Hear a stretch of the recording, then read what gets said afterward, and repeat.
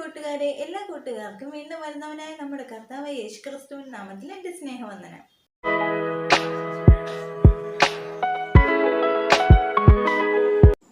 ഉൽപ്പത്തി പുസ്തകം 11-ാം അധ്യായത്തിൽ നിന്ന് ചോദിക്കാവുന്ന ചോദ്യങ്ങളും ഉത്തരങ്ങളും നോക്കാം. ചോദ്യം 1.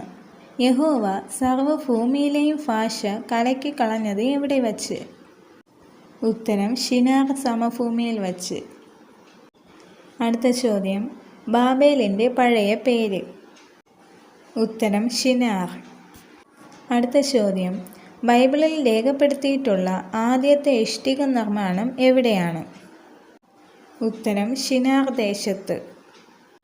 അടുത്ത ചോദ്യം, മനുഷ്യൻ ഗോപുരം പണിതത് എന്തുപയോഗിച്ചാണ്? ഉത്തരം ഇഷ്ടികയും പശമണ്ണും. അടുത്ത ചോദ്യം, മനുഷ്യർ പണിത പട്ടണവും ഗോപുരവും കാണേണ്ടതിനായി ഇറങ്ങി വന്നത് ആര്? ഉത്തരം യഹോവ. അടുത്ത ചോദ്യം, നാഹോരിൻ്റെ മകൻ ആര്? ഉത്തരം തേരഹ്. അടുത്ത ചോദ്യം, തേരഹ് ജനിക്കുമ്പോൾ നാഹോരിന് എത്ര വയസ്സായിരുന്നു? ഉത്തരം 29 വയസ്സ്.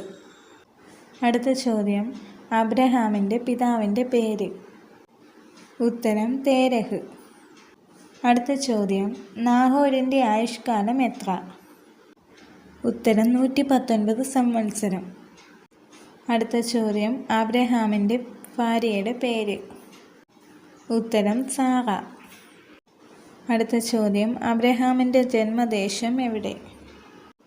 ഉത്തരം ഊർ. അടുത്ത ചോദ്യം, തേരഹിൻ്റെ ആയുഷ്കാലം എത്ര?